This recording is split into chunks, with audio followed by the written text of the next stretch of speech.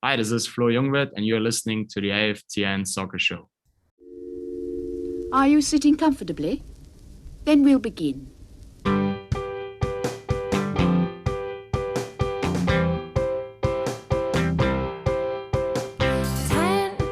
minutes left. Yeah, but there's still some time. It's not the final score. We need more than the numbers we're given. Show us you live and breathe the game. You're more than a name. That's what we came for. We can bring you more than the score.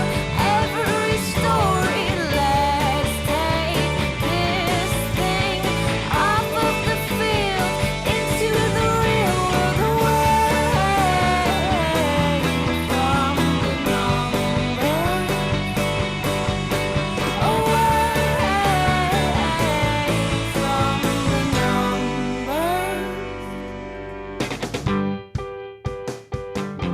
Hey, everybody, and welcome to another episode of There's Still Time, the AFTN Soccer Show, broadcasting on CITR Radio 101.9 FM from the unceded Musqueam Territory at the University of beautiful and very wet British Columbia. I'm Michael McCall. I'm Steve Pander. I'm Naveed Mashinchi. And we've got no Zach this week. He's failed a late fitness test. We thought we might have to pull him off at half-time. We've pulled him off before the show even gets underway. So he'll hopefully be back next week. So we've got a few things to talk about. It's going to be a shorter show than usual this episode. Basically a show of two parts. We're going to talk Colorado Rapids Whitecaps in part one. And then I've got our feature interview for the show to bring you in the next part as I sit down with new Whitecaps centre-back Florian Jungwirth. So we've got a good chat with him just about growing up in Germany, his career so far, and his love of animals and work with rescue dogs. So you don't want to miss that. Stay tuned for that. No football cards to open this week either. I'm sure you're all glad to know. Only 9 packs left to go. So we will stretch this out over the course of the season. Don't worry about that. But we'll just get straight into talking about tonight's game. Colorado Rapids 1, Vancouver Whitecaps 1. It wasn't quite a must-win game, Steve, but it was definitely, with the way that the other results went this week and midweek, a must-not-lose game. And they didn't. They came away with a draw. Vanni Sartini very happy about getting that point after it. How did you feel at the end of that one? Yeah, it was a result they needed, and they kind of got it. Obviously, Colorado carried a little bit more of the play, but it was exactly how the Whitecaps needed to play, considering who they were playing. A very professional, very acceptable result. What about you, Naveed? Happy to come away with that with a point? They were heavily outshot. Possession wasn't. I mean, it was in Colorado's Not on favor. target, though. No, we were better on target, but Colorado created a lot of chances. There was a lot of chances went begging for both teams, to be fair. But, I mean, how are you feeling coming away from that one? I think overall, good enough result to come away with the 1 point. I mean, Colorado is always a difficult place to play at away from home. Especially, I mean, the recent form they are at. I mean, Yeah. been absolutely great. Overall, I think the coaching staff and the whole club, they can be happy with that 1 point. That's for sure. Yeah, I think they're unbeaten in 10 now, and the Whitecaps obviously just that one loss now in 11. Mm-hmm. I mean, going into this, even a week, 2 weeks ago, if we were looking at the schedule and the fixtures to come, if you'd said, yeah, we're going to go to Colorado, one of the most informed teams just now throughout MLS, and come away with a point, you would be happy. But as the games go by, as the weeks go by, the room for error is getting just less and less, and it's not been it's not been a good spell of results Whitecaps wise in the other games. We'll come to some of those later on this part. But I mean, when you look at the last two Whitecaps games, they were both games that had the chances to win. Do you look at it, Naveed, as 5 points dropped, or do you look at it as just 3 points dropped, but one of them made back up against Colorado? I'm not a big fan of looking backwards usually. Yeah. At this stage, I feel like the season comes down to the next 3 games. I think we talked about that the last show, was it? Yeah. The next 3 home games. They're massive. They're massive. So I think we'll find out in the next 3 games what this team is all about, I guess, and where this season is going to end up for us. Yeah, Yeah. those next 3 games, they need at least a minute. I feel they need at least 7 points. Yeah. That's what I feel. That's the bare minimum. Yeah, because 6 points is the bare minimum, but definitely 7 would be nice and 9 would be fantastic. Just based on who their next 2 opponents after that are. Yeah, well, yeah. I mean, when you're playing 3 teams that's below you in the standings at this point of the season, that's when you really have to get those wins on the board. But you got to give them a little bit of leeway because they're playing at home. They're going to Houston and coming back home. That's a long trip for them. So you got to give them a little bit of leeway that, even if they don't get 7 points, if they get 6, this might be a thing where, when we'll talk about it later, probably might be a thing where they play the strongest lineups at home and have a road away lineup kind of. Very possibly, and it's like Houston is a midweek game, so you've got to factor in the short turnaround as well. I mean, let's get into this one. When the lineup came out, biggest concern for me is Godoy's out again with a foot injury. Now, Gutierrez is being listed as day to day. Eric Godoy is being listed as week by week. Now, it's a huge concern.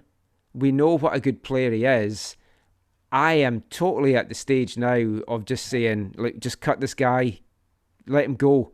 I mean, we've paid a transfer fee for him, Steve. So For me, Gutierrez is more important at this point because if you wanted to go for at the back, you still got Jungwirth and Renko, who I think are acceptable center back pairing. Yeah. So for me, having Gutierrez back is more important because then you could push the homie up the pitch and not force him to be like in the midfield or whatever. We're definitely missing that left presence. I mean, at the start of the season, we're talking about the luxury of having Gutierrez and Adnan both there to terrorise going up the left. Either one is left back, either one is left midfield. And now it's like we've gone weeks with neither of them. Obviously, Adnan's moved on. It was another kind of strange lineup to start the game that got a bit stranger during the game, as I think we just have to accept now with Vanni Sartini. But the lineup for me, Naveed, it kind of felt like he was just trying to cram in the pieces that he wanted on the pitch and try and make them in a formation that they wanted. Because having Caicedo and Dahomey kind of up the left side, right, with Gold on the right, whereas Gold's way better on the left or in the middle, it seemed odd, and it didn't suit Dahomey, I feel. I thought this was one of his worst games because he lacks the tracking back defensively that is needed from that position. And we saw it, the chance that Barrios crashed off the bar. If Barrios had squared that ball, it would have been put away, and that man that was free and wide open was because Dahomey didn't track him back and didn't do anything. Right. No, I totally agree with Dahomey. I mean, that's obviously not his number one position. I think that's the first time we've seen him play in that position in the 3-4-3. Yeah. On the wide left. Like you said, tracking back is probably not his biggest strength. I mean, given the way a player he is. But I mean, looking at other players that could play on that position, I mean, I'm just looking at the bench. I mean, I could only see Jake probably playing on that side, but it would be obviously on the left. The Whitecaps got a big boost as well, Steve, with Shunya Shiki not starting. He started midweek, so they rested him tonight, and you saw when he came on how bloody dangerous he is. Yeah, for sure. If he'd been on for that whole game, I think some of those chances they created might have been put away. And Rubio's still coming back from injury, so he was on the bench as well. So you had two big pieces there. Yeah, I want to quickly go to the lineup about like just a comment of how confusing you're, like, just to reiterate what you said. When you look at MLS, their website, and you look at, they have a starting lineup and a final lineup. And when you click to the final lineup, they're utterly confused because they got Jake Nowitzki playing as a striker. They've got Lucas Cavallini playing in the middle of the midfield of a five. It's just like all over the place. So I think they're just as confused as what we are when we're watching it. I said this in the post-game radio show. It's confusing to us that knows the team and we're watching. So imagine how confusing it must be for the opposition. They must be like, I have no idea who we're playing against. How do we mark this? Because when they brought Nerwinski on, I'm thinking, right, how's he fitting in? And actually, when they brought Cava on and they went with the two strikers, I'm like, so we're having two strikers, Dahomey, Caicedo, Gold. Where is the midfield? What? I mean, it became a very wide open game, and there was space everywhere, which was fun to see. But yeah, but you don't want to do that in an away game on the road against Colorado, a good team in altitude. Yeah. So it's not a wise decision to cut your midfield out. No, because I mean, Vanny spoke a little bit afterwards about how tiring it got, and you saw that. I think the Whitecaps basically just shut up shop in the last 10, 15 minutes. They had that great spell when Cava came on, and the two striker formation that they went with, it was great because Ryan Gauld had a couple of options, and Ryan Gauld didn't have a great game tonight, but he was the best and the team was the best in that brief spell where we had White and Cavallini on, because he had a couple of options to go with. The defence didn't really know who to pick up because White had obviously got that great goal earlier, and you know the danger that Cavallini can be, and you know the danger the Colombians can be, and that spell was great. And then as soon as they took White off, it was kind of like, yeah, I think we haven't got the go-ahead goal. Let's just see the point out. That's how it kind of felt a little bit, Naveed. Yeah. I was going to ask you, did he actually go for the 3 points like Vanni Sartini at the end, or? I don't think he did by the end. No, not in this game. No, it didn't seem not like in this game. Okay. I mean, Colorado certainly had the best of the first half. And like Barrios crashed one off the bar 14 minutes in. It was a great volley, great shot. Ultimately, it was the wrong decision because, as I said, there was a wide open guy just to his right. I don't know if he looked up and saw him and thought, I can do this myself, as all good strikers are. And Barrios has been in absolutely amazing form. But that was a huge let-off for the Whitecaps there.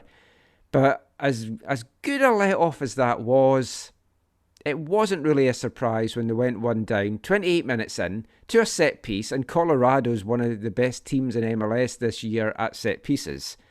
And I know they said in the commentary, and they talked about this at halftime on the TSN thing, so you probably won't have seen this, Naveed. But Kevin Kilban in the studio gets triggered by zonal marking, as does Steve. Yeah.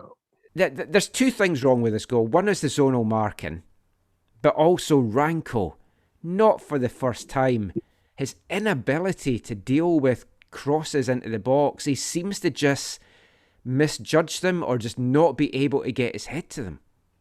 Well, yeah, but Michael, if he's covering the man that he could be covering, that he doesn't need to judge where the ball is coming because he's right beside him. Danny Wilson, yeah. Danny Wilson. He wouldn't have been able to get his head on the ball at all. So, that makes a huge difference. That's why I can't, in certain situations great. Zonal marking probably does work. And we don't know. We will probably pick it apart when it allows a goal. We don't know how many goals it prevents. We're not able to notice that. I'm not able to.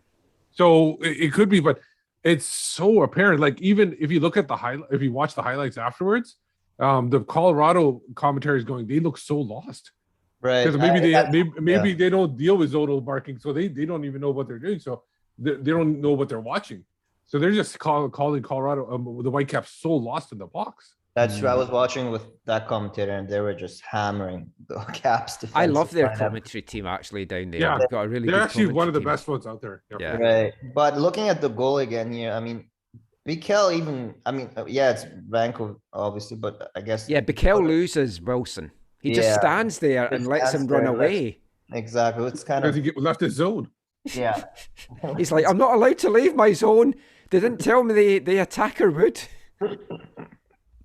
But poor goal, of course. It was a poor goal. I was like, we've spoken so much on this show about the fight of the team, And when they go a goal behind, their heads don't go down, and it's great to see. And going back to my team in Scotland, East Fife, we're the complete opposite just now. As soon as we go a goal down, the heads go down, and you're like, well, that's it. They're not getting back into the game. But the Whitecaps have been so different. And I've been singing the praise of the Whitecaps on my East Fife podcast. I was concerned at this goal because all the heads went down. And I was like, oh, crap, that's not good body language there. But, I mean, to their credit, they did fight back. It was just a horrible goal to give up. They need to work on this. I know Vanny really, really likes zonal marking. And Did they do that on the MBS too, though? Weren't they doing a zoning too? No, not as much. I don't think. No, there were moments where they were doing zone. They were doing it in an open play, which it seems to be happening a lot with Sartini. Like an open play, there's been goals where it seems like they're doing zonal marking, but definitely in the set pieces, they were doing a lot of it. I'm just not a fan.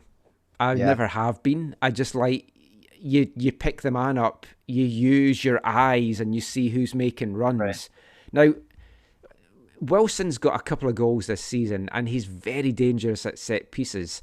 And again, not for the first time this season. There's certain players on teams that you don't want to leave unmarked.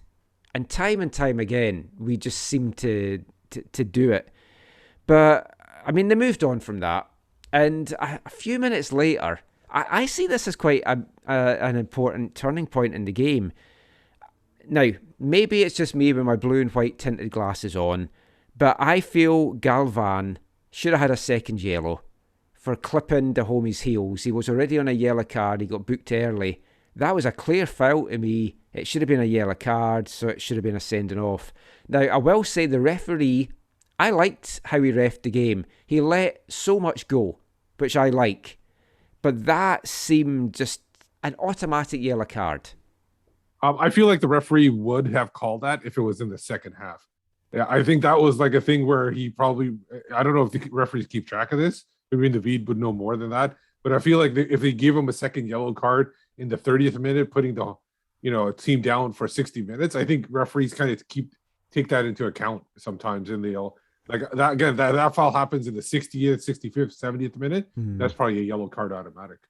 Yeah, a lot of refs don't like to send someone off early, and they like to give it as a last warning. But that, I mean, that you'll never know. But it could have been such a big difference maker. Well, although we don't play well against 10 men. Exactly. That's what I was just going to say. That might have been actually the nail in the coffin. We might not have got the equaliser then. Colorado might have shut up shop and actually defended better. But I mean, let's get to the equaliser. 4 minutes before half-time. And from 0-0 for Danny Wilson. Terrible giveaway. Now, Caicedo, great to pick that up. I think any forward would have shown that anticipation, you would have hoped. But you still have to do it. So, I mean, Caicedo did well, set up White lovely, and Brian White showing that he doesn't just score from a couple of yards out with an absolute beauty in off the bar. And I think that will do wonders for his confidence, for one thing, Naveed. But great goal, great anticipation from Caicedo. Back in the game from seemingly nowhere. No, I can only echo you. Quality goal, Caicedo, like you said, anticipated and read that really well, and then beautiful through ball, and the finish was quality, and hopefully we see more of that from White. I mean, the thing is with White is that he seems to be able to do that. If he gets the ball in the box, he can't create his own shot. But if somebody sets him up, he's pretty good. Like you look at some of his highlights from the Red Bulls, he finishes on quite a few chances from those areas. It's just that the Whitecaps don't have the players to set him up normally. Like this was obviously, served on a plate for them. But yeah, normally it doesn't happen. That's why White probably, this kind of doesn't fit with him because he needs playmakers. I can't still make up my mind on this guy though, to be honest. Sometimes he scores goals out of nowhere, and then you don't see him for like. But that's the thing. He's not a starter. Exactly. He's a guy to come off the bench and be a spot starter once in a while. He's not a regular. We wouldn't have seen him this much if Cavallini didn't get hurt. Right. Yeah. I mean, he was brought in to be the backup, but the starter when Cavallini was away at the Gold Cup. It is basically what he was brought in to be. And then, I mean, let's talk a little bit about that, because he's given Vanni Sartini something of a headache in that he's actually getting the goals. No, don't say that. Just because he's getting a few goals, don't put him in the starting lineup. It's not a headache. Cavallini's your starter. No doubt about it. Once he gets going with Gauld a little bit, you said yourself that they look the most dangerous when Gauld and Cavallini were on the pitch. So, but it's the second highest scorer now. He's got 5 goals. Because they have no choice. There's nobody else to score. Well, this is what I'll put to you both. So something that Vanni said after the game when he was asked about how good they looked when they had the two of them on, he said, "Yeah, maybe I should have gone with that from the start." And he did seem to hint, David, that he liked the 2 striker setup, and that could be something that we see going forward. I have no problems with that at all. I do have problems with how you might fit some of the rest of the team in round about that. But if you've got Gauld with Cavallini and White ahead of him, or even Cavallini and Dahomey, but I don't know, Dahomey didn't have a great game. So, I mean, I think you might have to ride Cavallini and White and see what they can do together with Gauld behind in the next game. How would that look like, though? Would that be like a flat 4-4-2? And then That's what I don't know. I kind of like a 4-1-3-2. So you push you have one guy sitting right in front of your back line, and he's almost like your third center back. If you want to put Rose in there, that's fine. Just plant him in there, or Bikel, either one. Did we play that though in the past? Did we ever play with that? Well, have they played some of these? Have they played some of these other lineups? Yeah, I was going to say, didn't MDS play every single possible lineup last season that you could have gone for? But yeah, I mean, 4-1-3-2 would be an interesting one. A 4-4-2 diamond as well would kind of work. Yeah, but then you lose your ability for Casito and Dahomey on the wide areas. Yeah, you lose that there. So I don't know. 4-1-3-2 might work. I mean, he does like 3-5.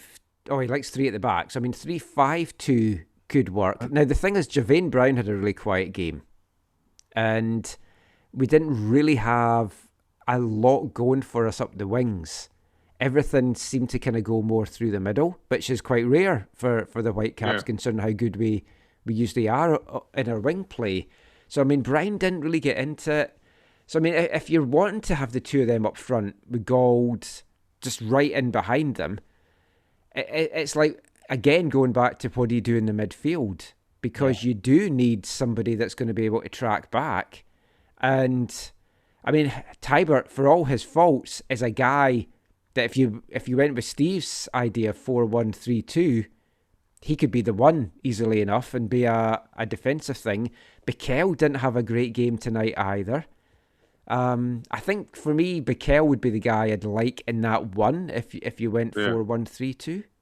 Well, if you go with 3-5-2, I would go actually at the back. I would go with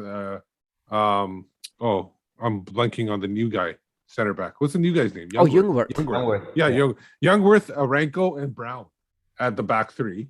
Yeah, and then you put Brown would be like your Alistair Johnston from the Canadian national team, because he is a centre back first and foremost. Yeah, he is actually. Most folks forgotten that.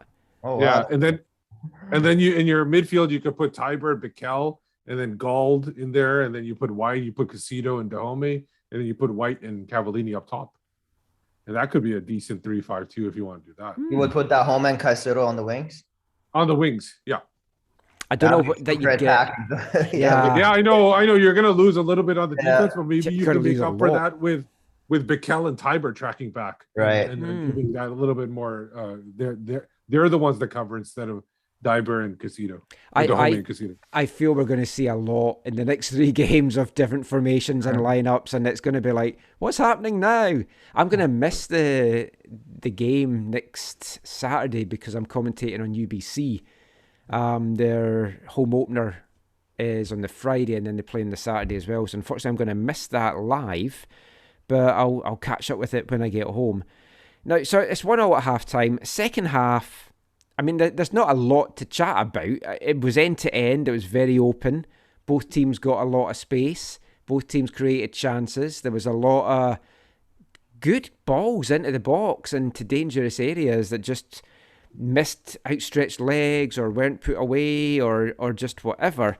When Cava came on, it certainly gave the Whitecaps a spark, as we talked about. I mean, I think a draw in the end was a fair result, but the Whitecaps were lucky to get away with a draw. That chance that Acosta missed in the dying seconds of stoppage time, holy cow. A while ago this season, which seems like an eternity ago now, that would have gone in with the late goals that the Whitecaps were giving up, and would have been like, oh, there we go, another collapse in stoppage time.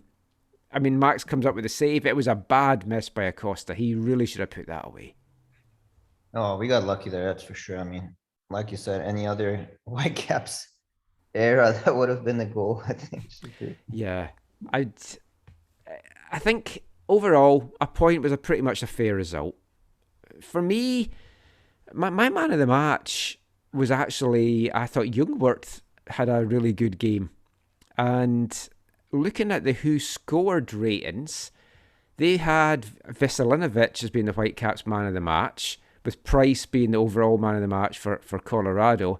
Gold got a 7.1, White got 7. They're the only guys that were over 7 for the Whitecaps. Jungwirth got 6.9. Brown also got 6.9, although, as I said, I didn't feel that he did very much. I mean, who stood out for you, if anyone? It wasn't a performance that had lots of standouts. Yeah. No, and especially with so many changes too. There's a lot of players that didn't even have a chance to stand out. I think you probably giving it to Ranko or Jungwirth are probably good shout outs. Yeah, but other than that, yeah, you're right. Even though Gauld had the highest ranking or one of the higher rankings, I agree with you from earlier that he wasn't, and it was first game in altitude too. So he probably had to deal with it a little bit that he's not. How high is Scotland or Portugal? Actually, I was going to say Scotland. Scotland not high at all. Portugal's at sea level too. Altitude. Yeah, but it's going to have some high bits. But yeah, he's probably never really played there. Right. But yeah, I mean that's fair enough. The point is big, and when you look at the standings, and let's just have a look at some of the results from this weekend. It's not been a fantastic set of results for the Whitecaps. Well, I'll mention the midweek. It was a good result. Colorado did get away with a point and stopped Portland from getting a point in that midweek game that we talked about before. Well, yeah, but they should have won that. They were 2-1 up and a man up, and then Portland. I know, but at least they avoided giving 3 points to them. Yeah, Minnesota lost midweek, so that was good. LAFC won, though, and then Portland got that draw. RSL won. Fantastic game against San Jose. San Jose seemed to love to be involved in high-scoring games because they lost that one 4-3, and then this weekend they came away with a big win, 4-3 against Austin. But, I mean, this weekend's results, San Jose beating Austin 4-3. San Jose's still sniffing about there, but I don't think they're going to be too dangerous to the Whitecaps. Minnesota beat the Galaxy 3-0. Now, that could be not bad because the Galaxy are in a horrible vein of form at the moment. So, I mean, they could be about to get sucked back into this. And I would say that if I would put money on it, I would put more money on a lot of the other teams right now around the playoff mark than the Galaxy. Like weeks ago, we'd had them as a cinch to make the playoffs because of where they're standing, but they're slipping. They're the FC Dallas of this year's summer. They're really having a bad time with it, and they're getting the odd win or the odd point here and there that kind of keeps them there or thereabouts. But I said a few weeks ago that they could potentially get sucked back into it, and it looks like they are. Houston beat Dallas 3-2, which led to Luchi Gonzalez being relieved of duties as FC Dallas head coach. I'll come back to that in a sec as well. The massive result for the weekend, well, actually one of two massive results of the weekend, RSL 1-0 winners against Seattle. the Krylatch unleashed 48 minutes, only goal of the game, and a huge 3 points for RSL that I really didn't think that they would do. Seattle they bossed possession, but RSL had 16 shots to Seattle's 9, 5 shots on goal, and kind of deserved that victory, but that's a massive win for them. Yeah. That's why, especially after this, like we talked about earlier, that these next 3 games are very important because of the results this weekend. Yeah, and then Portland today came away with a 2-1 win against LAFC. A draw there would have been great, but came away with a second half winner midway through the half. Looking at the standings right now, so you've got Kansas City out on top in 46, Seattle 45, Colorado 44. They're home and dry, they're in the playoffs. That's the Whitecaps aren't catching any of those teams. Yeah. The Galaxy 4th on 38, Split. which it feels that they're still pretty secure. They're 8 points ahead of the Whitecaps, but the Whitecaps have a game in hand in them, so then that gets cut to 5. If they keep up their bad run of form that they've been on, they can very easily get sucked back into a battle. I don't know. I still think they're probably good. Portland now have moved up to 5th, 37 points, just showing how much that 3-point swing last week against the Whitecaps, or I guess a 6-point swing you could say against the Whitecaps, it's just spurred them on, and they've now got like 7 points over a 3-game spell. Up to 5th, 37, 1 point off LA in 4th. Top 4 obviously get to host a home playoff game at some point. Salt Lake 6th on 36. Minnesota dropping down to 7th on 34 from 24 games played. LAFC 33 from 25. And then the Whitecaps in 9th, 30 from 24. So the Whitecaps, they're 4 points back from Minnesota. They've played the same amount of games. Goal difference is pretty much identical. Minnesota do have a couple more wins, which is one of the key tiebreakers though as well. Whitecaps still have Minnesota to play, which is a big game for them coming up at BC Place later in the season. I mean, it's still all to play for. I think if the Whitecaps had lost today, I was prepared to say, I think that's it. And I know we only got a point, which isn't great, but it just feels massive at this stage. Yeah, I wouldn't have called it the same way there. I still think a loss wouldn't have been the end of the world, but it would have gotten them closer to that. For me, like we talked about for the last few weeks about 5 through 7 being open. At this point, I would say 4 through 7 are open. Only like I think LA has dropped, so we were always talking about 3 spots. I think there's now 4 spots amongst 7 teams now. The Galaxy are winless in 6.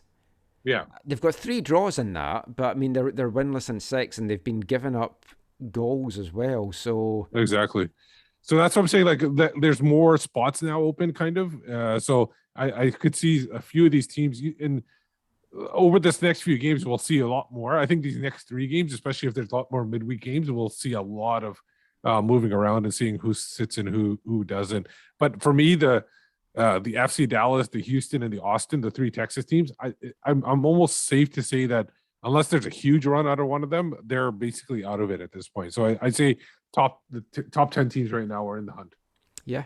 I think Austin will take points from teams at home. And I'm looking actually at the Galaxy's next lot of fixtures. So they've got Austin away, which is not a guaranteed 3 points. Then they've got Salt Lake away, so that's a tough one. Then it's LAFC at home. Then it's Portland at home. So, I mean, they really, if they can't get out of this slump, they're going to be in for a dogfight.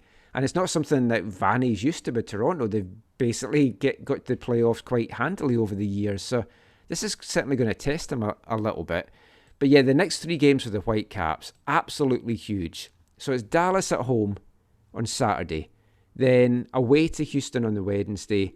Then they're at home to San Jose. You've got to take the 6 at home. If you can get the win in Houston as well, which is certainly doable, that'll be great. And you touched on it earlier, Steve. You might see different lineups for that. Yeah. You might see really strong at home, and then let's see what we can get have some good guys to come off the bench potentially down in Houston. How confident are you? I ask this every couple of shows, but how confident are you feeling now? Actually, I'll go further with this now. If we lose next week against Dallas, I say we're out. We're not going to make it. Because I would say Yeah. that's it definitely hurts them, but yeah, I would say that's a very good chance to the safe bet, because the thing is, like we said, the next three games are important. The next two, they'd be lucky to get a point out of those two combined. Yeah, Kansas City away and Seattle away.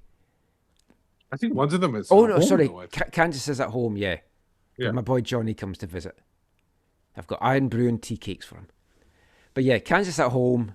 I mean, Kansas aren't great on the road at times, but Seattle away, and then they've got Portland as well. So it's three tough games coming up after these three. But I mean, these three to me, it just feels absolutely massive. And you said the Dallas coach is gone, right? Yeah. So you don't know what kind of bump they're going to get. Exactly. Yeah, you always get the new coach bump. One game I wanted to mention, I know we talked about the West games. If you have a chance to watch the highlights of Cincinnati and New York on Saturday. 2 serious red card fouls by Cincinnati in the last 10 minutes. And basically it got so bad that after that second red card, they never put the ball back in play. They just, I think it was Ted Uncle as the ref. He just called the game because they were just jawing at each other constantly. So I think it was 2 minutes later. He just yeah. So I'll check that. Catch those highlights. Yeah, I'll check that in the zone. And those were rough fouls too. Those last 10 minutes. Last thing I want to finish in this part. So we touched there on Dallas have parted ways with Luchi Gonzalez. Obviously, the Whitecaps are looking for a new head coach just now. But they're now certainly not the only team that's looking to do that. You've got TFC, interim head coach, looking for a new coach. The Whitecaps are looking for a new coach. You've got RSL. They've got Mastroeni. He might get the job, but I mean, they're looking for a new coach. Dallas now. I would not be surprised to see Almeida go in San Jose by the end of this season as well. How difficult do you feel this makes it now for the Whitecaps to get a new coach? And should that make it more urgent for them to try and land it now before the end of the season, where there's even more MLS teams looking to try and land a head coach?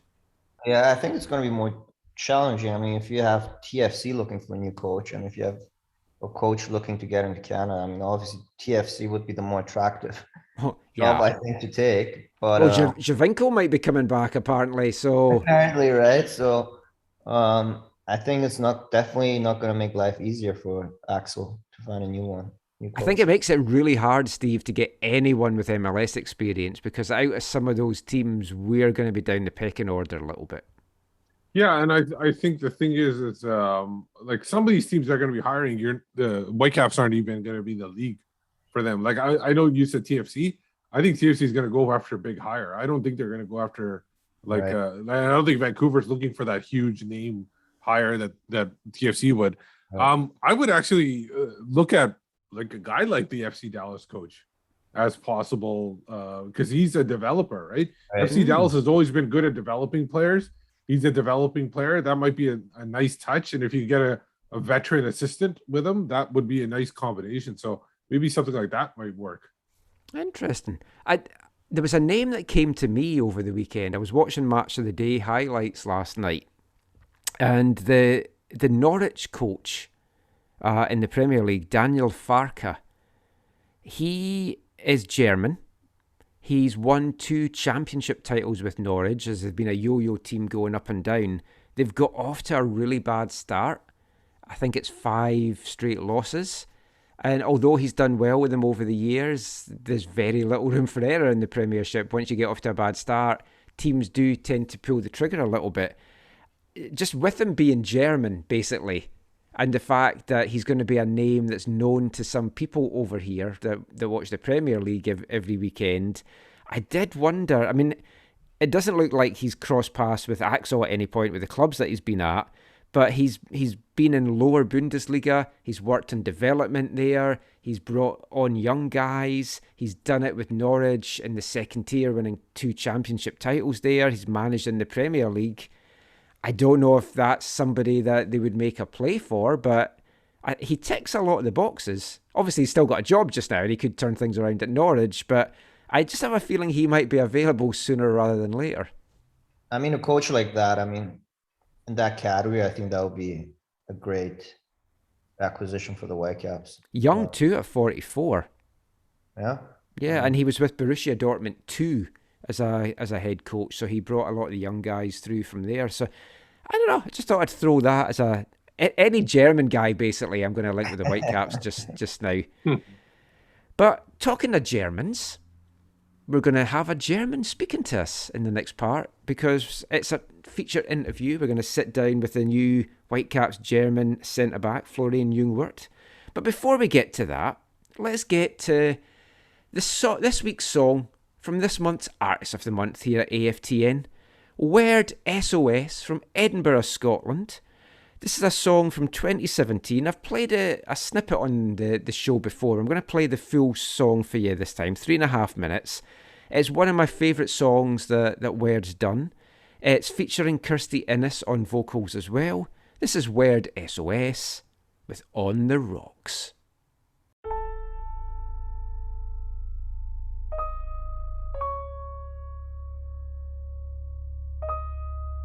Mic check. 1 2 1 2. Yeah. I don't believe in karma, cause rich cunts can get away with murder, and charity workers themselves is facing hunger. We're run by fuckers, and all them protests don't make a murmur. The pain comes crashing like waves. Waves in my mind.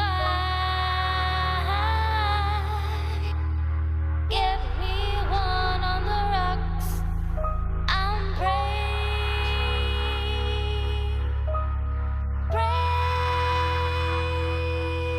but I'm blind. I don't like rap, I just write, can't relate to rappers and all that shit. You wanting money, wanting likes, I'm wanting kids and a faithful wife. Cocaine bars is Lindsay like, looking in the mirror like that's life. But Gyro's gone in one mad night, didn't plan it out and there go the lights, no lecky.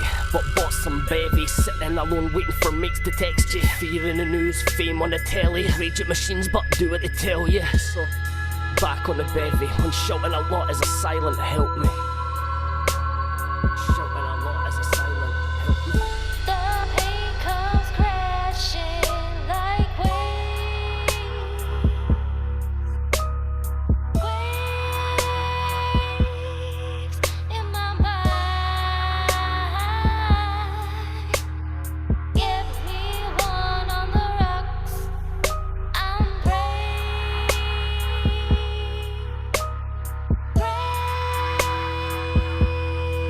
but I'm blind. See, I tried to succeed, then I noticed don't know what it means. Say the other side, grass is not green, well I guess I'm soap bar, polluted dreams. But when I sleep in my bed, a much better life goes round in my head. Fall in love, brush with death, then I wake up in words unsaid. Still no text, too paranoid to even message my friends. I get out of bed, clean up the empties and all that mess. I'm on the rocks, so then there's a thought I thought I'd forgot. This is my making, I'm no Dana chasing, and it's never too late to give it all you've got. The pain comes crashing like waves. Waves in my mind. Give me one on the rocks. I'm brave,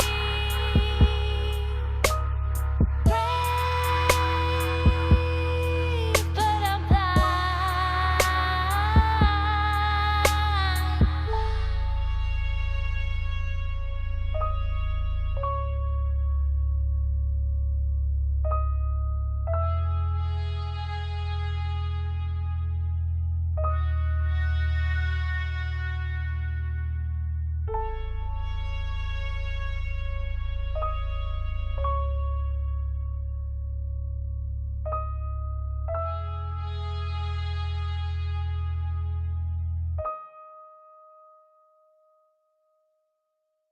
Word SOS there, our Artist of the Month here at AFTN for September.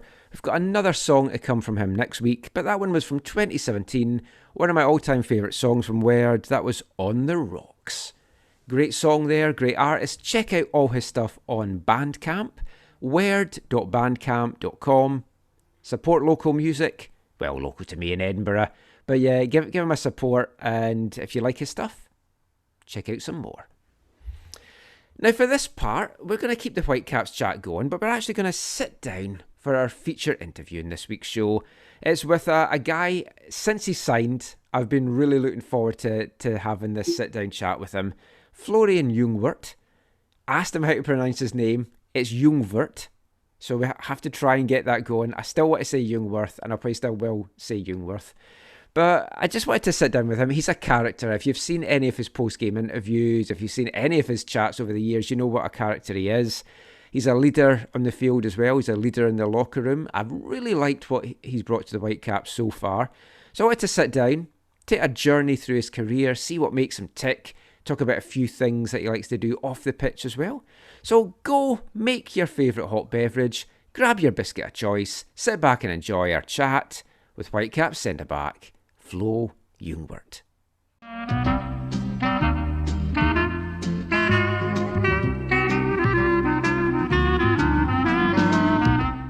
So thanks for joining us today, Flo. We're just going to have a little chat with you just about like growing up in Germany, your early football career, coming over here, various things like that. But before we get into all of that, you've had just over a month now with the Whitecaps. You've had some time to get used to Vancouver.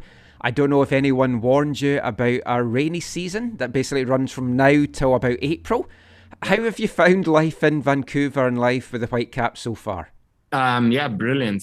I love the life. I love the city, the nature around. I had a little time to explore the city with my wife. We went kayaking, had 2 trips so far, and enjoyed the last good days of the summer. Like you mentioned, I gotta get used to the rain because last 5 years I was pretty spoiled with a lot of sun and a lot of good weather. But all in all, I like it a lot. I knew before I was coming here, I knew the city is brilliant. I knew that before, and I studied the club and the team a lot, and I knew it could fit, and my style could fit here and well. And so far, it's going good. Let's take you way back now. So you were born in Grafelfing, if I've said that right, in Bavaria. When did you discover your love for football? What was it like growing up there, watching football, loving football, playing football?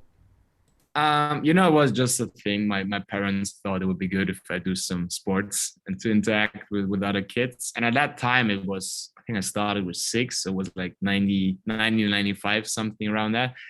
In my village, so I have nothing to do with Grafelfing. Actually, it's just the doctor of my wife had his office there. That's why I was born there. I have nothing to do with that. Yeah, I was born in St Andrews, which is where the golf's from, but I've got nothing to do with St Andrews. That's just where the hospital was. Yeah, exactly. And basically at that time, they only had 3 sports there. It was soccer, it was handball, and it was aerobics. And my father was like, well, it can't be aerobics because he didn't want to see that. And then a couple of friends of mine, they already played there. So I started playing soccer, and it was not love at first sight. I was so bad. Like the first game I had, we lost 24-0. And we were so bad. And my father asked me, I picked up basically flowers while we were playing and something like that. And my father asked me so many times, do you not want to do something else? Because I don't know, it's maybe not the best choice. But I was like, no, I want to play this. I want to play with my friends. So it took a while that I really fell in love with the game and could actually play the game. So did you go and watch any teams there? Like, did you grow up supporting any particular team? Well, it changed always a bit. I remember my father's a big 1860 Munich fan. So I had not really a choice to support Bayern, just some secret. I think I had a secret closet where I had like a Bayern jersey or something. But yeah, I supported Dortmund as well. I had like a time where I liked Dortmund. I remember 10 years, a friend of my father, he was big Dortmund supporter. He took me to the stadium. We watched Dortmund Schalke, the big derby. And I mean, for a 10-year-old boy, that was a big, big thing. And yeah, I was really supporting them for a long time. And then obviously when I played for 1860 then in the youth, you go along with that team. Now I gotta say I'm more supporting Bayern now. But I think that was okay. That was like the earlier ages of my supporting time. So, was there any particular player, like when you were growing up and you started to take the game more seriously, was there any player that you loved or any that you kind of aspired to be like or modeled your game on? Yeah, for me, it was always Fabio Cannavaro from Italy. Because in the youth, I used to play as a center back. And then when I was like on the verge becoming a pro, like when I was 16, 17, but everyone was like, man, you got to be tall to be a good center back. And then the World Cup 2006, obviously, when Cannavaro won the Ballon d'Or and they were champion, he was the guy. I was like, see, you don't have to be just tall and big and have a lot of muscles to perform well. No, just know how to do your job right. And he was always the guy I was looking for, because he was really kind of an idol for me. So when did you realise then that you had what it took to make it in the pros? Well, I think first time was like in the under 16s. I got my first invitations from the national team.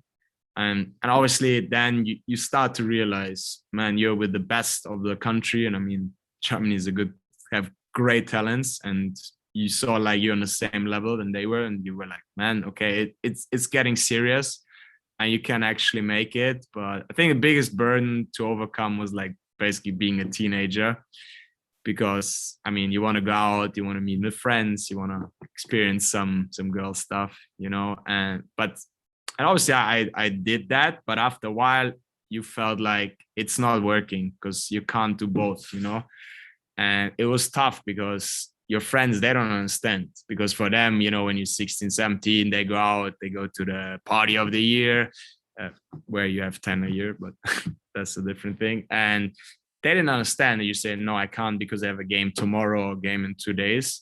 And I was very grateful for my dad, because when I did both, he was like, you can't do both, it's either you decide to be a regular teenager and you graduate school and everything, which is fine too, or you go for it, but then you have to put that other stuff aside and just focus obviously on school, but on soccer. And from that day on, that speech was so helpful for me, and I was straightforward then. And then I just went through it, and then I was very determined to make it. It's interesting hearing you say that, because I do a show still back in Scotland, so we've spoken to a lot of the guys that play for my team back there. It's just a small team, but so many of them have said similar stuff, and it's like, it's what's wrong with Scottish football. The mindset there is the young guys still want to do both, so they go out drinking and they go out partying and they still think they can play football. But I noticed when I came here, all the young guys coming through, they're a lot more disciplined. And it's interesting to hear you saying that, because obviously you think of Germany and you think like quality football nation, one of the best in the world, World Cup winners. And so many guys from here go and try and make it in Germany because you've got all the lower Bundesligas and the regional leagues. What was it like then when you started playing like regularly for Munich and making your pro debut, but you're playing in the lower leagues? What was that like for you? It was tough. I mean, you can't compare with now. I remember my first year as a pro, even my first weeks, they treated me like shit. Like, I had to clean shoes every day, 30 pairs of shoes from all the vets. They threw the boots like in the mud and everything, or peed in, and I had to clean them. So it was, and even then, like, I played with some other guys, they were like 4 or 5 years older. They were like, just do it, because what we had to do a couple years ago, that was way harder. And you felt, you had to earn your respect. Now it's different, young people come up, they're like right away involved in the team, they can talk and all the stuff, which is good. But in my time, I wasn't allowed to go in the treatment room. Even like the the physicians. They said, "What are you doing here? You're 18. Get out of here." You were not allowed to talk in the locker. Like, basically, you had no opinion. You just were there, and you had to work really hard and earn somehow your respect. So that was really a tough time, but a very valuable time for me, because I learned a lot of things. I knew nothing is granted, nothing is forgiven like it used to be in the youth, because you were always like the best player, one of the best players in your teams, and everyone was looking at you. And now no one cared. They were like, okay, you don't perform, you're out. I don't care who you are. So you started from zero, but it was a tough lesson, but a very good one. Yeah, because I don't know how much of that there is anymore. I know when they built the training facility here in Vancouver, when we got a tour of it, they talked about how they've got the academy guys in and they can see the first team area, and that's what they're aspiring to, and they're hoping to get that. So they built it with that in mind. Yeah. I don't know how that works in modern day football if kids come through. Like, I can't picture, like, picking like Patrick Metcalf or Baldy as an example of having gone through all the stuff that you went through. But what do you remember then of your first professional game? Like, does it feel like just yesterday, or do you feel you've moved on so much since then? It feels like a different life. I mean, I remember a lot of old games or something, but I can't even tell you the feeling of the first game I had. I remember I was obviously very excited. I remember I got a lot of messages after the game, but then, you have to adapt quick, and then, you have to get used to everything, like big stadiums and tough road games and all that stuff. So, but like I said, it feels like a different life compared to now. When you were then playing like with Dresden and playing at the higher level, what are the games or the moments that stick out most for you during your career in Germany? Well, in Dresden, obviously, I joined them when they were in third division, and then we promoted to second. Obviously, that was great success and great memories, because the fans in Dresden are outstanding. So even in third division, we had like 25,000 a game, And when we promoted, we had like the playoff for the promotion. We won, and I remember the next day we celebrated with like 50,000 fans on the market square. I mean, they were like memories in Dresden for eternity, And obviously, biggest one was with Darmstadt when we promoted to Bundesliga. I mean, that was obviously my biggest success. Yeah, it's something I miss here. Promotion, relegation. Like my team in Scotland, they're in the third division in Scotland, and for years they've had a good cup history, and all that stuff means so much to me, and you kind of miss that a little bit here. When you first came over here then to join San Jose, how much did you know about Major League Soccer? I know you're the kind of guy that you like adventures and new experiences, but how much did you actually know about the league?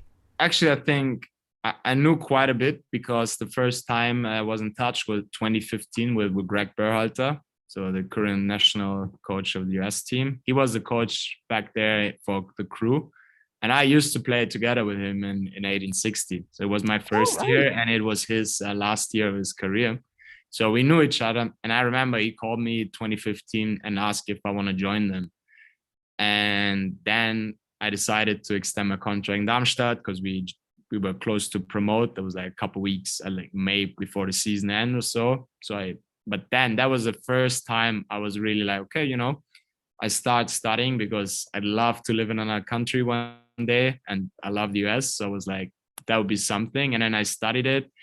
And then I was really like, in 2017, that might be a good year, because the league gets more and more professional, more and more competitive. And I thought that would be a good step if it worked out. So fortunately it worked out, but still, I mean, you can study and prepare, but there's no way. When you come here, it's still totally different what you could have expected.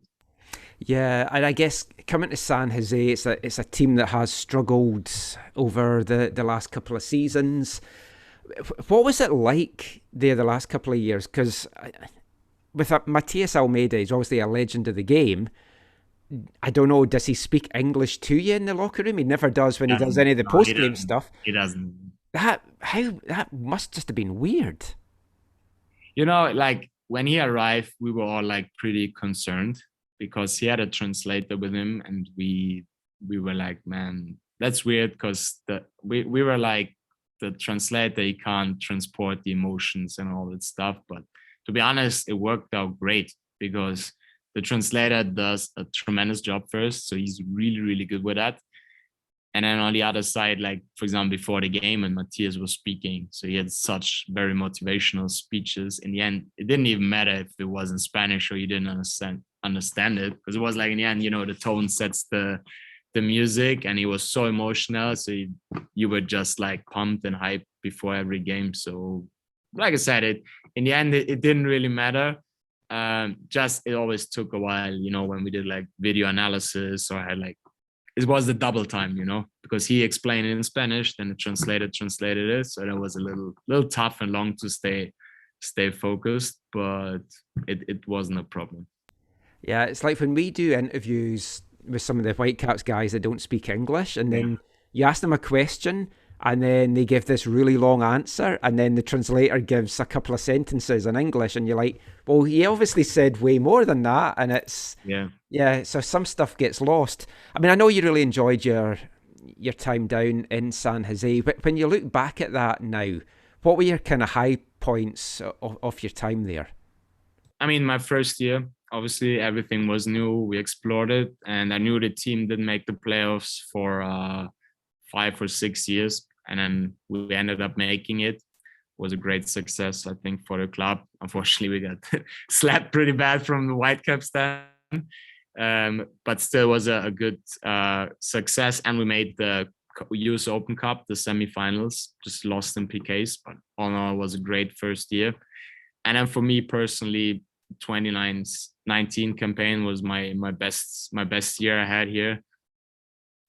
Performed really well. Unfortunately, we didn't make the playoffs in the end, but compared to the 2018 season, we only won 4 games and played awful. We had a big turnaround. We played attractive football, you know, and we turned it around. And then last year, I think making the playoffs in that difficult year with all the circumstances, with the pandemic and that stuff, it was a big relief, you know. I remember the day, second last game of the year, we beat LAFC at home, so we were locked in the playoffs, and I remember just tears came down after the game because I felt so relieved, because it was such a tough year, like for everyone else. Yeah, that 5-0 game, we've been kind of on a downhill slide here in Vancouver basically since that game. We're putting this out on our show on Sunday, so it's going to be after the Colorado game, so we won't chat about that, but it's obviously a really tough battle just now, and it's like every single point is so valuable, and obviously we don't know what's going to have happened in the Colorado game, but the 3 games that's coming up after that, it's San Jose, it's Houston, it's Dallas. These feel like 3 games. It's got to be at least 7 points, ideally 9, because there's very little room for error, it feels right now. Yeah, for sure. Like you said, that's the games you got to win. And I mean, we have 11 games left, and the table is pretty close. So every match, every result can change the story, can change the tale, and we got to be ready. But I'm not concerned, because last weeks, or since I'm here, the team is really focused. The atmosphere is great, and I think we've proven in the last games that we have the quality to compete with every opponent. And like I said, now it's 3 games left with Dallas, Houston, and San Jose. In this stretch, we need the points, out of question, but I think there's nothing against that we won't get them. Last Whitecaps related thing, you're obviously enjoying your time here. It shows on the pitch. You've been playing 4 at the back, 3 at the back.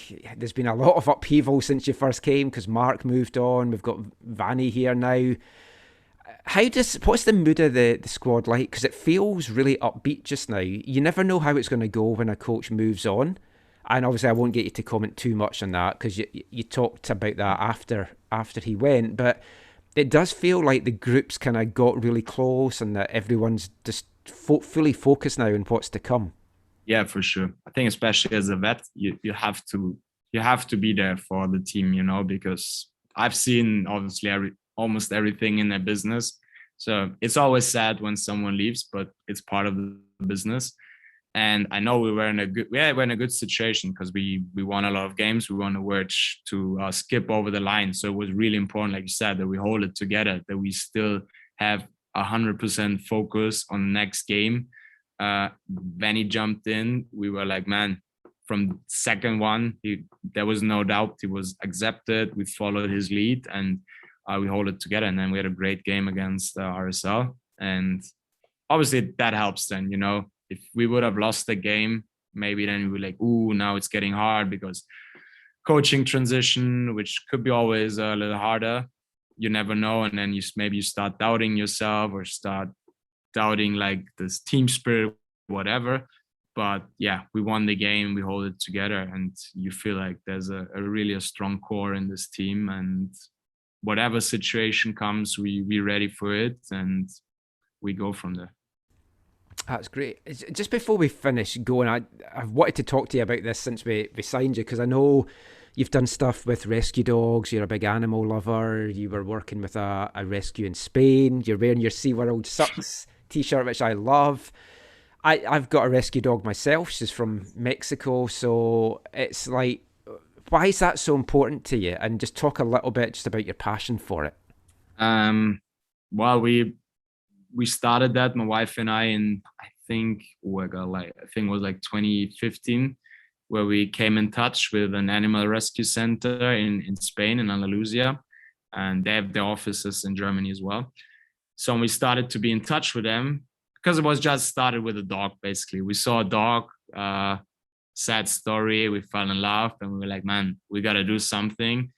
And then in one off season in Germany, we flew there to the animal rescue center, helped a little working there, and saw how their daily routine is and what they have to do. And then, yeah, when you see there like around 100 dogs, they got treated very well there. But then you get, the stories, like, I mean, the Spanish people, they treat the dogs like shit. I mean, I saw things that's just awful. You have all this killing station where they just kill the dogs.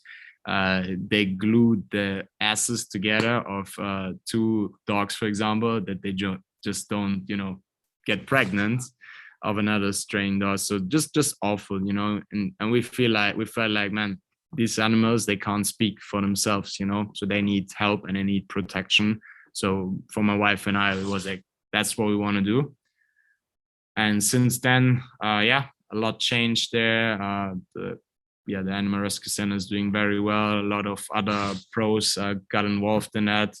Very big shout out to them. We did a lot of auctions and whatever it takes. And they're doing well. My wife is still working for them, running the Instagram page, Facebook page, tries to connect the animals from Spain to Germany or neighbor countries, so it's just our love. I think my wife and I, we have a lot of love to give, and we decided we want to do that for animals, and that's just our path. That's wonderful. Like we are the same. It's my dream would be like when I retire, get a big bit of land and have 5 or 6 rescue dogs, and that would be something. That I might have to go back to Scotland to do that, because trying to buy land that's that big here is possibly impossible. But no, that's absolutely wonderful. And if you want any help or promoting or anything, let us know, and we'll certainly get word out for you and stuff as well. So, pleasure speaking to you today, Flo. Really glad that you're a Whitecap. Good luck for the rest of the season. Pleasure chatting to you. Thank you.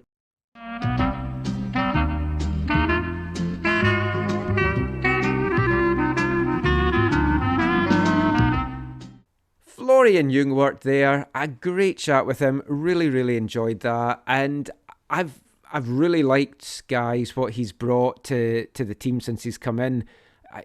Great in the game against Colorado. He's a leader on the pitch. He's what we need with Godoy being like glass at the moment as well. We need somebody that we can rely on, and Flo seems to be that guy.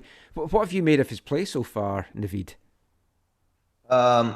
I think, generally speaking, good acquisition from the club. Given the fact that Godoy is very fragile, I think you needed someone else there for that position. So overall, I'm super happy that he's there because, I mean, like I said, I'm kind of disappointed with Godoy, to be honest. Being out the whole time, it's kind of frustrating. I mean, that's the thing I wanted to just chat about a little bit here, Steve. I mean, moving forward, when I spoke to MDS before Flo was signed, he had told me, look, we're going to bring in a centre-back. It's just really a stopgap for the end of the season because we're going to bring in a piece next season. And by all accounts, that piece is the Paraguayan centre-back, Alexis Duarte. He's the guy that they've been linked with, and there seemed to have been talk about, his club were wanting a lot more than the Whitecaps were wanting to pay, but then it looks like something has maybe been sorted out, but then it's gone all quiet. But I mean, he seems to be the guy that is the guy that they want to bring in. He's rated the most valuable centre-back in Paraguay. So, I mean, if you're bringing him in, you're bringing him in. If you're paying a couple of million to get him, you're bringing him in as a starter. And I would have imagined that the plan then was you bring him in to partner probably Godoy, with Veselinovic being your backup. Where that leaves Jungwirth, I don't know. But the way that he's played so far, I want to keep Flo here. He's young, he's 32, he's still got a lot of good years for a centre-back in him. He's got experience, he can play in a 3 in the back if you want to go that way. He's good 4 at the back. I want to keep him around, and if I'm cutting anyone right now, I'm cutting Godoy. Yeah. And also possibly Ranko, to be honest. Well, I would at this point, I think we mentioned this before. Like, I think I might have mentioned this to you off air. Like, the Godoy right now is not in the cards for next year at this point with his injury bug and everything that he's been. And the money, all the small, and the money, all the small. Sometimes, I know you paid a transfer fee, but sometimes you just got to bite it for the sake of the team, and you got to take the loss because it's just not helping you having him on the roster. I think it's too risky to have him around as your main guy that you want to go with. Exactly. That's why I think that you go with. I think Ranko and the new guy might be a better option, with Jungwirth as being your third veteran guy, and then bring in a couple more younger guys that could possibly, play those depth positions or something like that. Well, you've got the Campagna brothers as well, that you've already got one of them signed, and then one's away out on loan and been at college and stuff. You got Gianco Franceschini too. I can't remember his name for life. Oh, Gianfranco, yeah. Yeah, so you got him too. Kamiri, guys. Jasser Kamiri. Isn't he coming back? No, let's hope I don't not. think that's not gonna happen. Talking about injury prone. So I think it's really set up for them to do that stuff, like where they can revamp the midfield and not only, like, I know you wanted thinking about getting rid of Ranko, but Ranko with a new partner might actually be beneficial for them and kind of raise up his standing so that they can maybe sell him off and get something for him and maybe make up for Godoy. I don't think you could get rid of Ranko. I don't think you could get rid of both. I think you're too close to last week's own goal thing. Fiasco. That is the problem, though. It is. That really is the thing. Like, I think Godoy's a great player, but I feel we've just got to cut our losses now with him. We've just got to let him go on because we can't take this risk because it's not a guarantee. Mark said to me before that it was a big worry. It was getting worrisome for him, the way that this was happening. And it doesn't matter who the coach is if he's still got this, and you get him in for a couple of games and then there's something else, or it's the same thing that flares up again. We don't know. Ranko, I want to like, because I think he could be a really good centre-back in this league, but he's making these errors, and he is young, but we don't have the luxury of having a young guy that we can bring on and make these errors, because we haven't been scoring goals and we haven't been doing this, and sometimes when he makes an error it proves to be really, really costly, and it costs you the points. So maybe I'm being harsh about letting him go.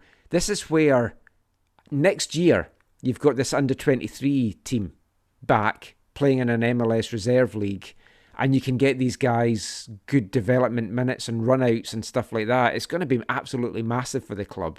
So I take that back about Ranko. I'm probably being a little bit too harsh on him. He is a good player, clearly.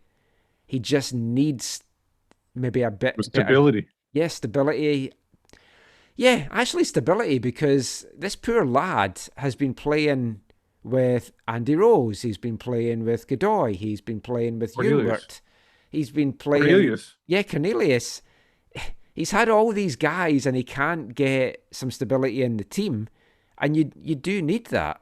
And yeah, maybe he is the guy that comes on. I think he played with Kamiri too. Probably. And he's played with Baldy as a centre-back, who Vanny is still considering. It was mentioned in the broadcast that Baldy as a centre-back is still something that he is considering. And I don't don't could possibly see it as a 3 at the back. If you're playing 3 at the back, sure, maybe. But not at 4 at the back. It's just, I don't know. I mean, we've talked that we've got a good core at the club. The more I think about it, though, is I do wonder if a new coach is going to want to come in and shake things up a bit. But if he's going to be told, no, this is what you've got, we're not doing another big shake-up. But I do feel we're still a couple of pieces away to be really, really competitive. And some of them are defensive. Now, getting Gutierrez back maybe helps. Gaspar, I don't know. I think he's going to be away as well. Yeah. So then you are looking maybe for another right back, or do you go with Brown and Nowinski and you're happy with that? No, they got parts that can start. They need to fill in the backups. They need to strengthen the backup position, and not even like get better players, but just strengthen with more stability. I like Gutierrez at left back. I like Jervain Brown at right back, but I think Jakes needs to move on just to give Jervain Brown a confidence that it's his position now. So they got to do that. And then Bruno Gaspar, I think is too much of a risk if you bring him back for any length of time or buy him or loan him again. I think he's not playing. I don't know. Yeah. It doesn't seem like he seems like he's in the doghouse. Well, no, he's had some injuries as well. No, he's in injuries too, but he's been healthy and he's not played either. I mean, he hasn't looked good in some of the games that he's come on, but then that's tough as well, because you haven't been playing and you're coming into a game and you're expecting the guy all of a sudden to be fantastic. I'd like a couple of midfield pieces as well. And I don't know, up front, we need to look at that. I mean, we'll obviously look at all this come the end of the season, or our end of season show, depending on how the next 3 games go. The thing is, you're going to get a lot of benefits from just having the whole team together for an off-season training. And that's where you definitely don't want to have too much of a shakeup, because you got a lot of good starting parts and you just need to fill in the gaps here and there. I think center of outfield, maybe you need one more, because you got Kaio coming back from his injury next year. Do you know, I'd forgotten all about Kaio already. So you just got to tweak and twerk a little bit here and there in order to make the lineup and roster as strong as possible for next year. Isn't Cornelius coming back too, or is he? No, he's 18-month loan. So technically he could come back in the summer. Yeah, but he actually was loaned out in end of this, just before the summer transfers for. So that's the whole this year. Oh yeah, it would be off next year. Yeah. Some of the other loan guys we could get back. Theo Bear's lighting it up. Yeah. In Scandinavia, so I mean, and Ham Cam, thank you, ma'am. They look like they're going up, and if he's getting the goals, I'm pretty sure that they're going to want to keep him there. I'm pretty sure he's going to want to stay there as well. So, I mean, good luck to him. But I mean, these are discussions that we'll have down the line. It does, though, make getting a manager in sooner rather than later very important as well. You don't want to be going into next year and still not having that appointment, which you would hope won't be the case, but depends. They could be courting somebody that they're waiting to be available, or someone else that's weighing up options, and maybe we're his second choice or something, and they're waiting to see what happens. A lot to talk about, and we'll be bringing you all of that, of course, over the coming weeks and months. That is pretty much it for this week's show. But just before we go, regular listeners will know it's Football Violence Awareness Month. And we've only got 2 more songs to go this month before it's put to bed until next year, where I've got some more songs to bring you. So this week, we're going back to 1982. It's an English band, an English punk band, that won't surprise anyone. They're called In For Riot. This is a song from their album, Still Out of Order. This is Boot Boys. Trouble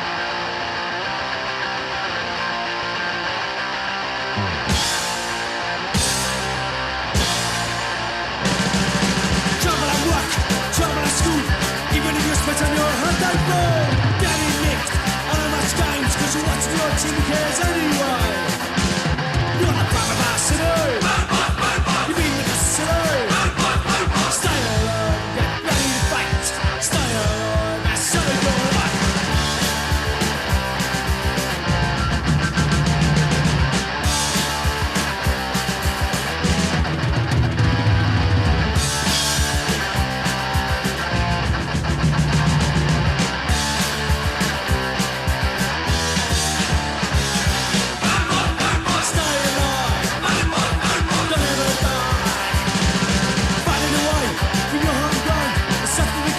It's always the same, how you don't run away.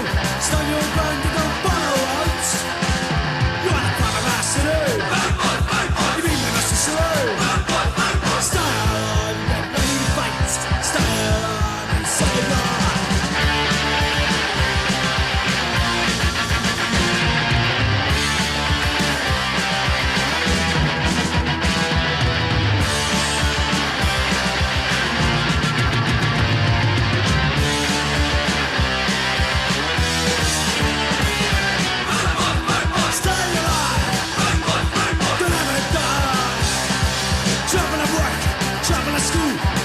Spit on your head and ball.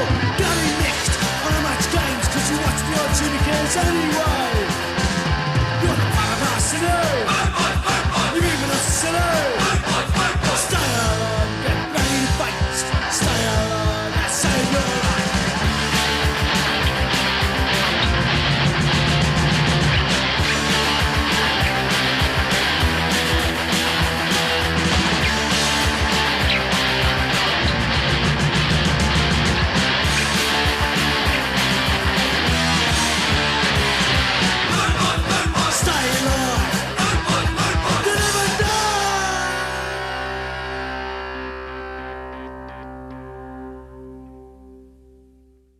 In For Riot there, from 1982, Boot Boys, celebrating Football Violence Awareness Month.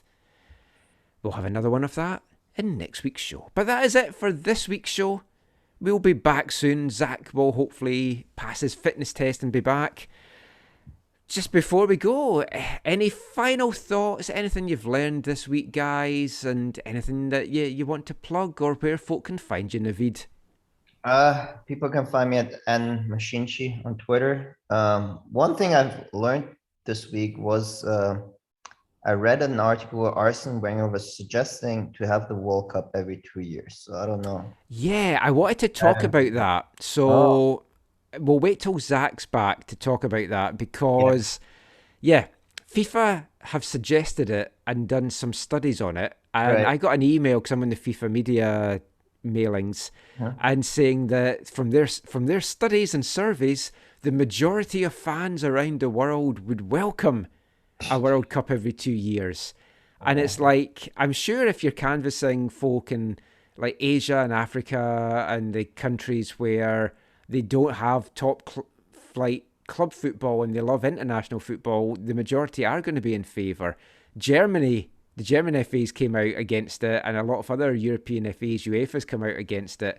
That's a discussion I want us to have, but I want to wait until Zach's on the show. I was going to have it this week, but with Zach not being here, we'll wait to the four of us. But yeah, I'm not in favour. Just initially, what's your thoughts on it? Yeah, I take it you're not in favour either. Yeah, I think it's garbage. Destroys the whole idea, like the whole history, and I think we'll talk about it more later. Yeah. Not I think I just say do a B World Cup where you put all the teams that didn't qualify for the other one in there. Oh, that would be interesting. Actually, I wouldn't mind that. Scotland would be at a World Cup again. Canada. Yeah, exactly. Yes, Scotland, Canada. Oh, Just call it something else. the Maybe even. third World Cup. It'll be the second. It'll be the second World Cup. Okay. Yeah. Anything you learned this week, Steve? Yeah, whenever you go to Colorado, it's always going to be hard and stiff, and you just got to make sure you don't go limp. And that has nothing to do with the name of the stadium you play. Yeah. I've said before, my wife's favourite stadium. And of course, folk can find you on Twitter at WhitecapsBeat. Yes. I'm Michael McCall. You can find me on Twitter at AFTN Canada. Read all our stuff away from the numbers, aftn.ca. Give us a like on Instagram at AFTN Soccer. And subscribe, turn on notifications, like, all that stuff on our YouTube channel, youtube.com/AFTN Canada. We've been getting back out filming VMSL games, so we've had some highlights of last weekend up on that as well. Didn't get to any this weekend, sadly. What I learned this week is I really need to pay attention to shipping costs, because I get a lot of stuff sent over from the UK. I get a lot of jerseys and kits that I buy. And I was going to unveil this on next week's show because it's due to arrive Monday or Tuesday. But Newport County, folk will know I've got a soft spot for them, and it was great when I got over when the Whitecaps were over in Newport when Robbo was there for pre-season. Oh. Years ago, they brought out a kit for the Welsh Cup, and the sponsor was friends of the show, Goldie Look and Chain. You know how much I love the Goldie Look and Chain boys. So they brought out a special Goldie Look and Chain sponsored kit, and it's really hard to get. There's 3 jerseys at the moment I really, really want to get. One is Newport County Goldie Look and Chain kit. Another one is Super Furry Animals sponsored Cardiff City for their Welsh Cup. And one of their jerseys was just up on eBay, and I got outbid for it. It ended up going for £140. So we're talking about 220 Canadian dollars, which I think my wife would have killed me if I had actually bought that kit.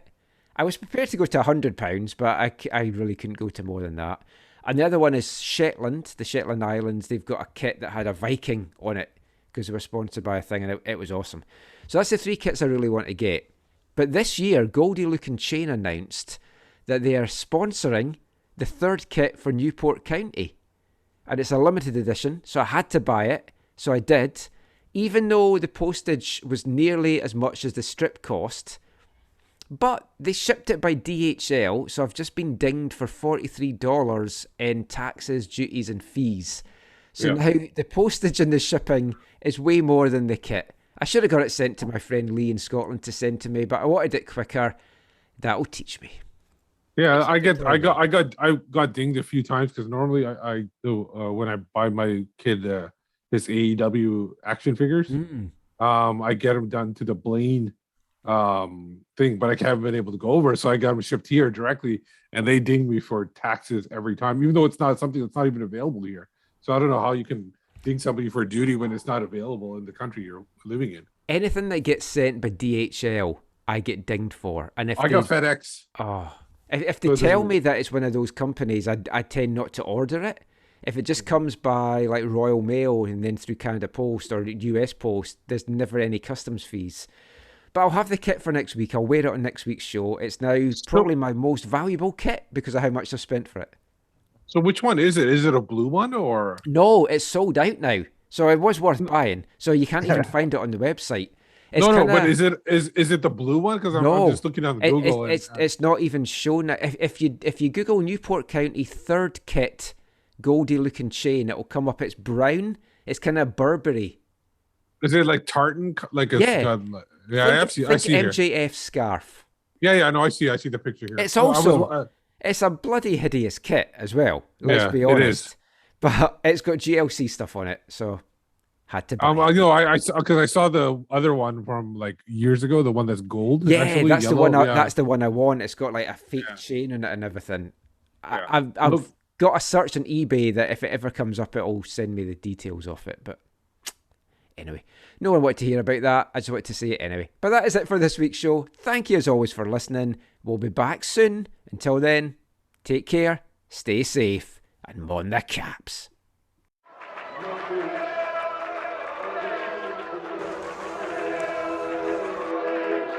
Going to your first match is an experience you never forget.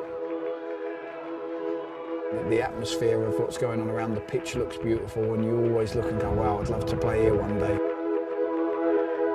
If you get the bug, it's going to stay with you for life.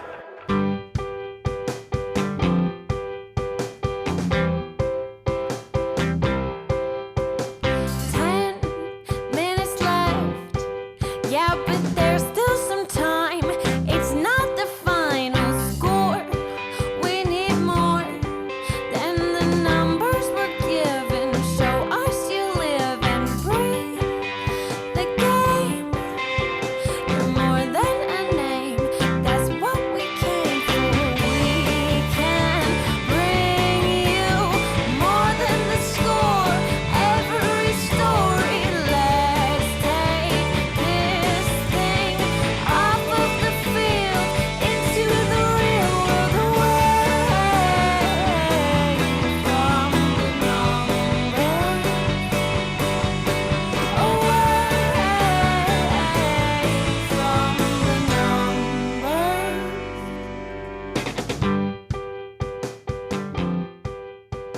numbers.